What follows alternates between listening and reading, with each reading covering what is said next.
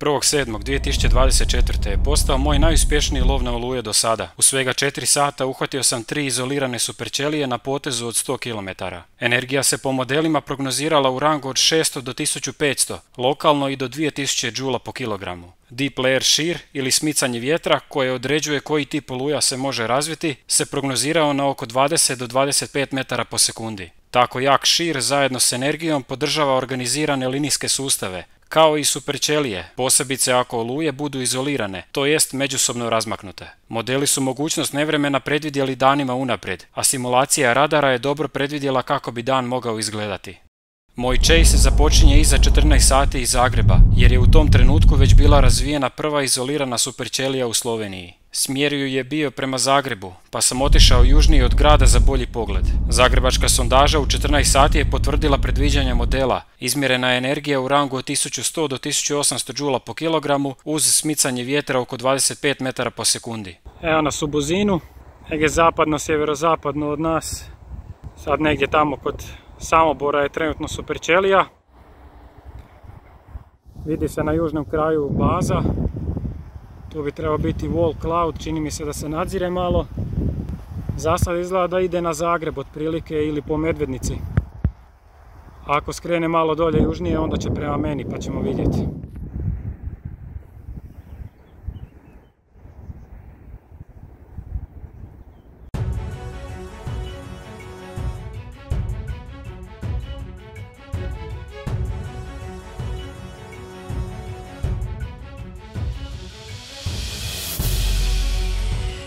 Ostao sam nekih 15 minuta na ovoj lokaciji, promatrajući razvoj i kretanje oluje. Kako se približavala, bio je sve jasniji wall cloud ispod baze, što je bila jasna potvrda da je superćelija u pitanju. Oko 14:50 krećem na drugu lokaciju istočno od Zagreba kako bi ostao u korak s olujom. Ok, evo nas, izlazimo iz Velike Mlake. Imamo superćeliju koja je upravo sad zajašila na Medvednicu. Kreće se točno prema istoku. Sad bilo bi idealno ju pratiti po autocesti, se pomaknuti tamo istočnije, ali nažalost nekakva je ogromna gužva koja počinje već odavdje prije Kosnice pa skroz tamo prema Ikeji i prema Sesvetama, pa ćemo probati ovim manjim cestama se pomaknuti istočnije negdje prema Dugom Selu. Dolaskom do Domovinskog mosta oluja je vizualno malo oslabila, no to se brzo promijenilo kako sam se približio. Bome gadno izgleda. Gledamo točno u wall cloud. S lijeve strane i clear slot. Tu bi trebala biti najjača rotacija, a bome puno i rotira.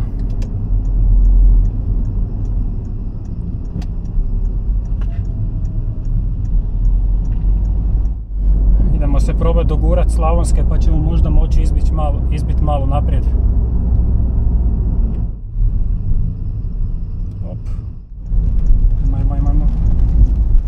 Baza se vidno povećala i proširila, znak da je oluja u jačanju.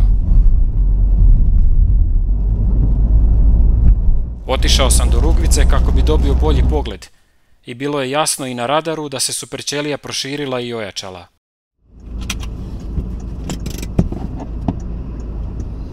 Ljudi moji, šta je ovo? Jedna od najboljih superćelija koje sam ikad vidio uživo.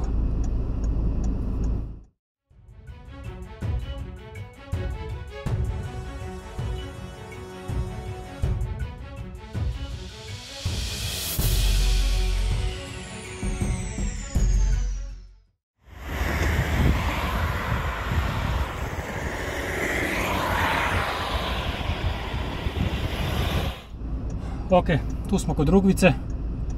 Vidite šta je ispred nas. Ogromna superćelija, ogroman wall cloud. Ima puno mekošenja u oblacima i rotacije i svega. Sigurno je ogromna tuča iz ovoga, tamo s druge strane. Ništa, idemo prema Ivanić-gradu.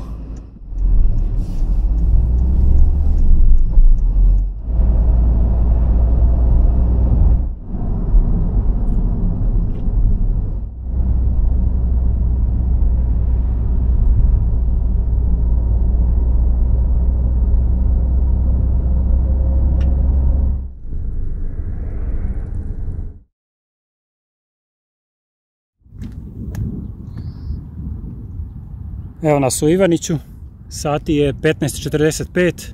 Imamo Superćeliju sjeverozapadno od Ivanić-grada. Mislim da će proći sjeverno od grada, a mi ćemo ovdje sad malo promatrati. Ima ogroman wall cloud ispred sebe, konstantna grmljavina, neprestano. Imamo sreće što se sporo kreće pa je mogu pratiti sa autocestom.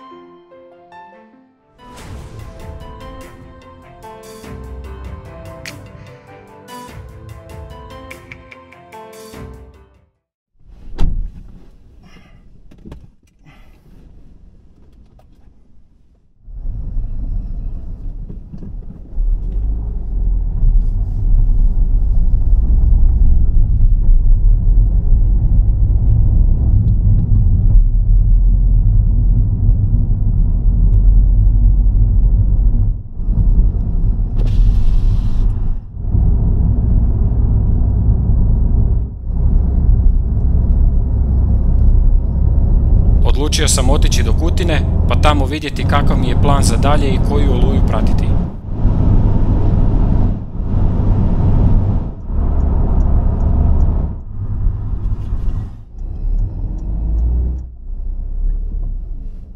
Ok, sati je 16:22.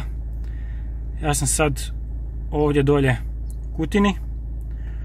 Ovo gore između Čazme i Bjelovara je ova naša oluja koju pratimo tamo još od Zagreba. Njezin smjer je negdje ovdje sad sjeverno od Garešnice, a imamo drugu Superćeliju koja nam dolazi, koja je nastala još negdje ovdje između Karlovca i Jastrebarskog, i evo sad je tu ona kod Siska i njezin smjer bi trebao biti negdje ovdje otprilike ovako negdje prema Kutini ili dolje malo niže Lipovljanima. Sad, s obzirom da imam još dosta se voziti od Kutine gore prema Garešnici, pa čak i malo sjevernije za ovu prvu oluju, pustit ću ju. Čini mi se da je malo možda i oslabila jer se smanjila, dok ova dolje sad koja je trenutno kod Siska drži još dobar tempo, pa ćemo probati sad nju presresti. Ili ovdje kod Kutine, ili ako bude bilo potrebno se pomaknuti dolje do Lipovljana, na primjer.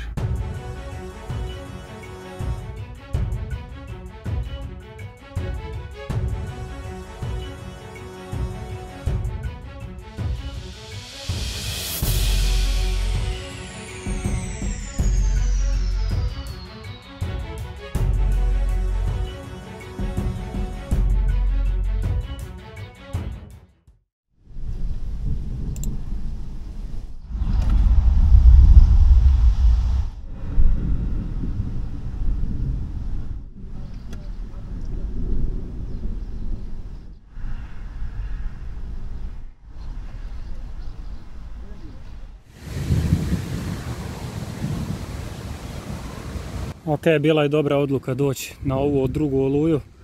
Ona je sad trenutno najjača, jača od one prve, jer ona prva je malo oslabila. I ovo je još jedna klasična Superćelija. Tu smo u Kutini, vidim da mi se pomiče u desno. Znači ovdje gdje sad stojim će zahvatiti jezgra oluje, tako da moramo se micati. Tuča će nas tući. Idemo prema Novskoj.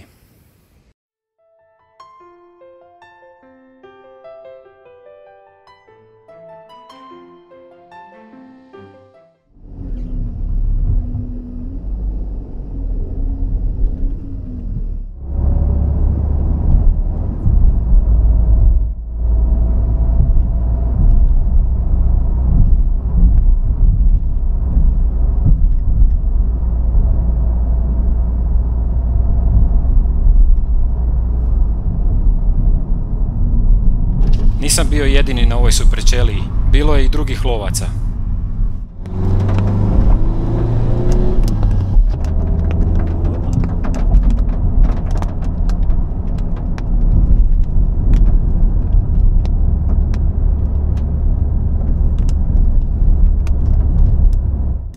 ogromne kapi, mislim da će tuča uskoro.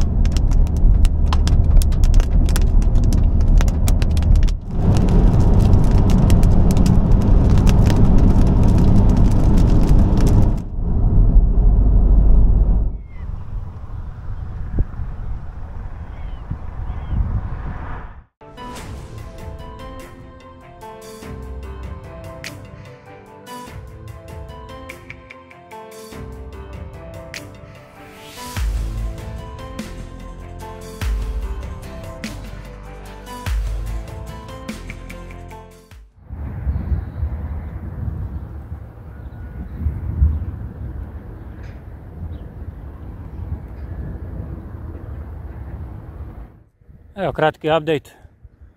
Pomaknuli smo se kod Novske, kao što smo rekli. Ovo je sad pogled opet na Oluju. I bome vizualno je ojačala još dodatno sad. Ovdje je jako toplo i sparno.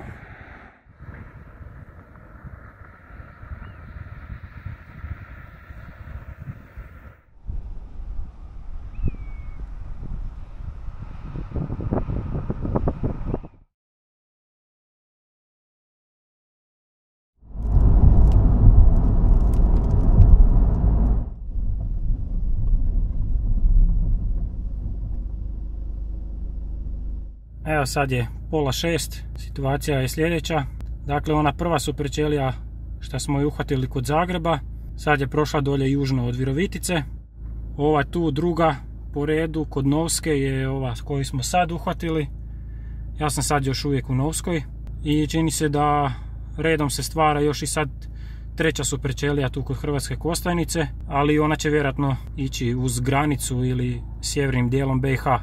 Ova Oluja sad između Novske i Pakraca je prošla sjeverno od mene i sad ide u Požešku dolinu, ali mislim da je neću više pratiti.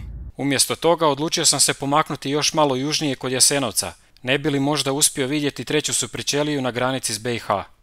Evo nas sad kod spomenika ovdje Jasenovac, otišao sam malo tu na čistinu, čisto da vidim je li ima kakav pogled prema ovoj trećoj superćeliji. I vidi se i ona. Kad zoomiram onda se vidi Wall Cloud. To je ova treća superćelija sad trenutno negdje kod Hrvatske Kostajnice.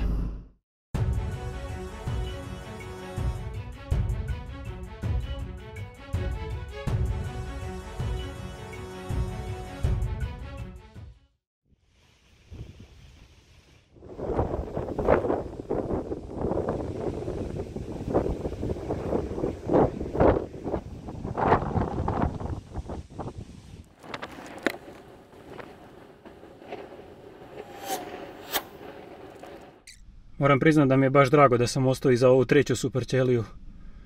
Predobro izgleda i ova. Danas je ludnica.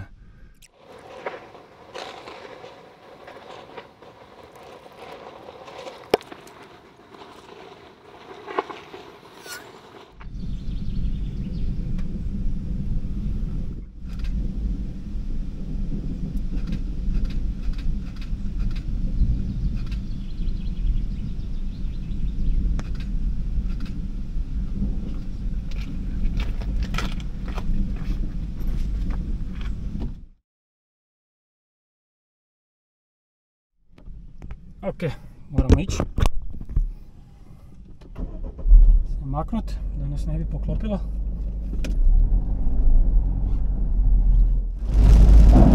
To je bio kraj chase-a za mene. Jedino još zanimljivo na povratku prema kući je bilo ovo. Ja ne znam je se vidi ovo sve bijelo tu. To su sve naslage tuče kod Kutine ovdje. Nadam se da vam je bilo zanimljivo. U budućim videima će nam edukativne teme biti vezane upravo za superćelije. Što su i kako nastaju, te primjerci superćelija uhvaćeni u Hrvatskoj i kako ih prepoznati uživo. Pozdrav!